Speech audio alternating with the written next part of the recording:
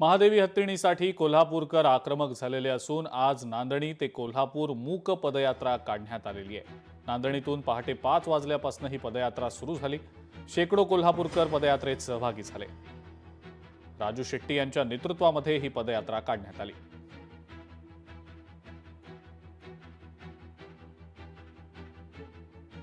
आपल्या भारतीय परंपरा, प्रतिष्ठा आणि आपली अतिशय मोलाची असलेली दक्षिणाची शान म्हणजे माधुरी यांना, या हत्तीला अंबानी यांनी बेकायदेशीररित्या वडताळा येथे नेल्यामुळे आपण सर्वजण कोल्हापूर जिल्हाधिकारी कार्यालयावर 45 किलोमीटरची पदयात्रा घेऊन जातात। सुप्रीम कोर्टाने दिलेला हा जो निर्णय आहे तो काय अंतिम नाही।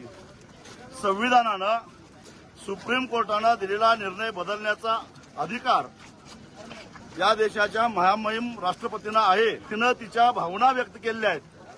4 तास नांदणीमध्ये मिरवणूक चालू असताना तिनं पाण्याचा थेंब घेतला नाही, फळं घेतली नाहीत। एवढंच नव्हे तर रडत रडत ती गेली। ज्या माधुरीनं आमच्या 742 गावांचे प्रमुख असणाऱ्या मठाधिपतींना रडवलं, स्वतः रडली।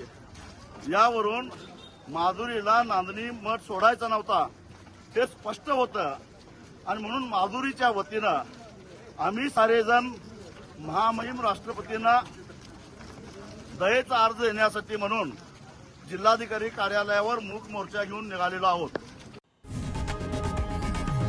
लोकशाही मराठी ऐका, पहा, जागरूक रहा।